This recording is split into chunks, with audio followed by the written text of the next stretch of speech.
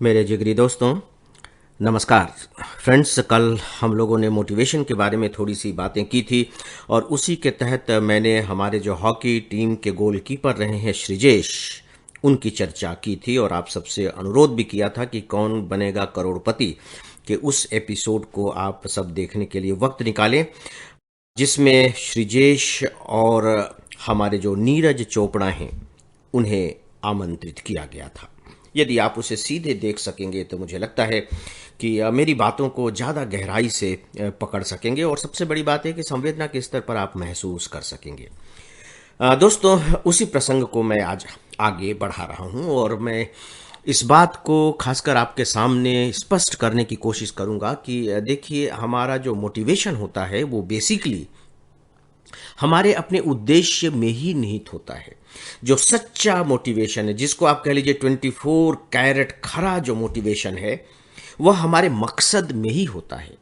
हमने एक उद्देश्य चुना और उस उद्देश्य में हम लग गए और सीधी सी बात है कि हमारा उद्देश्य जितना बड़ा होगा, मान करके चलिए कि उसके फेल होने की जो संभावनाएं हैं या आशंकाएं हैं वे उतनी ही अधिक होंगी। चूंकि आपने एक बड़ा मकसद चुना है तो सीधी सी बात है कि जो दूसरे लोग हैं, आसपास के जो लोग हैं, आपको संदेह की दृष्टि से देखेंगे। संदेह की दृष्टि से इस मायने में कि अच्छा, इतना बड़ा उद्देश्य तो बना लिया है, लेकिन क्या इसे पाना संभव होगा? और फिर वो स्वाभाविक तौर पर जब आपसे बात करेंगे तो उनकी बातों में यही झलकेगी, यही बात सामने आएगी कि नहीं नहीं नहीं भैया, तुम क्या करोगे? अरे बहुत से लोग आए और गए और नहीं हो पाया, ये इतनी बड़ी चीज है, इतना आसान थोड़ी है, कोई कोई लोग कर पाते हैं, अरे कहाँ ये सब। इस तरह की बातें वो आपसे करेंगे। डेफिनेटली जब वो आपसे इस तरह की बातें कहेंगे तो ये डीमोटिवेटिंग होती है, यानी कि इससे हम निरुत्साहित होते हैं। लगता है कि ये जो व्यक्ति कह रहा है ये सही कह रहा है, जिस मकसद को मैंने अपने लिए अपनी मंजिल बनाया है शायद वहां तक पहुंचना मेरे बूते की बात नहीं है। हम ऐसा सोचने लगते हैं और देखिए, अगर बार बार यही बात कही जाए तो हमारे दिमाग में यही बात बैठ भी जाती है और फिर हम छोड़ छाड़ कर अलग हो जाते हैं। और अगर छोड़ छाड़ कर अलग नहीं भी होते तो यूं तो कह लीजिए कि जो हमारी ऊर्जा है वो मध्यम पड़ जाती है, कमजोर पड़ जाती है। और जब ऊर्जा कमजोर पड़ गई तो जो लोग कहा करते थे इससे पहले कि तुम नहीं कर पाओगे, उनकी बात हम सिद्ध कर देते हैं, हम ही सिद्ध करते हैं। और फिर वो आगे जब मिलेंगे तो आपसे कहेंगे कि देखो, मैं कहता था ना, तुमने मेरी बात नहीं सुनी। अरे भैया, हमने भी बाल जो है ना धूप में नहीं पकाए हैं, हम भी कुछ जानते हैं। हमारी बात मान लेते तो तुम्हारा इतना समय बच जाता, इतना पैसा भी बच जाता, कुछ दूसरा अच्छा कर लेते। लेकिन अब आजकल के बच्चे सुनते कहाँ हैं? इस तरह की बातें आपको फिर से वो कहेंगे और नो डाउट कि वो सही सिद्ध हुए हैं और उनको सही सिद्ध करने में कहीं ना कहीं हमारा भी रोल रहा है। इसीलिए मैंने कहा है कि सच में यदि आप मोटिवेशन की तलाश करना चाहते हैं तो एक बार सृजेश को सुनिए। उसने बताया है कि किस तरीके से उसके आसपास का जो चारों तरफ का माहौल था वो बहुत ही डीमोटिवेटिंग था। बहुत स्पष्ट तौर पर उन्होंने कहा है, आप सुनेंगे, कि केरल में तो इस तरह से हॉकी का कोई वातावरण नहीं है, दूसरे खेलों में है लेकिन हॉकी का कोई वातावरण नहीं, और इन्होंने हॉकी चुन ली। हॉकी में जो हमारे खिलाड़ी होते हैं, देखिए ज्यादातर तो पंजाब के, अभी टीम में देख लीजिए पंजाब हरियाणा इधर के खिलाड़ी ज्यादा होते हैं।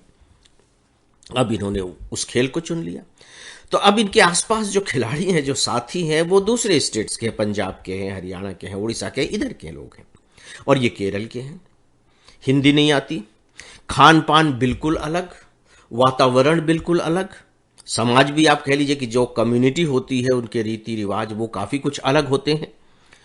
और जो पूरी प्रैक्टिस हो रही है, जो सब कुछ हो रहा है, वो उत्तर भारत में हो रहा है। और उन्होंने बताया कि किस तरीके से बीच बीच में उन पर कमेंट्स भी किए जाते थे, बाकायदे कमेंट्स होते थे, लेकिन वो उन्हें संभालते थे, उन्हें बर्दाश्त करते थे।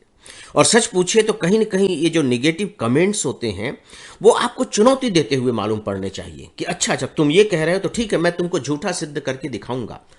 और लेकिन ये ताकत आपको मिलेगी कहां से? ये ताकत दोस्तों हमें मिलती है हमारे अपने मकसद से, उस उद्देश्य से जिस उद्देश्य को हमने चुना है। क्योंकि हमने चुना है वो हमारे जीवन से संबंधित है, हमारे अपने ही जीवन से संबंधित नहीं है, बल्कि मुझसे जितने लोग जुड़े हुए हैं उन सब के जीवन से भी संबंधित है। यानी कि जब मैं अपने मकसद को बहुत ज्यादा फैला देता हूं, उसके लाभ को देखने लगता हूं, स्वप्न में आप कह लीजिए या कह लीजिए कि इसके स्वाद को महसूस करने लगता हूं, तो निश्चित तौर पर हम मेरा जो मकसद है वही मुझे और ज्यादा मोटिवेट करने लगता है कि अरे इसको तो हासिल करना ही है, क्योंकि इसको हासिल कर लेने के बाद जिंदगी ऐसी हो जाएगी। तो दोस्तों, मैं कहना चाहूंगा कि अगर सच में आप सच्चा खरा 100% मोटिवेशन, जो कभी धीमा नहीं पड़ता, कम बेसी होता रहेगा, हासिल करना चाहते हैं तो उसकी तलाश अपने मकसद में करें। उसमें वो मिलेगी, क्योंकि होती ही वो वही है। बाहर की चीजें तो ठीक है, थोड़े समय तक काम आती हैं और इसके बाद फिर गायब हो जाती हैं। तो अब बस इतना ही। नमस्कार।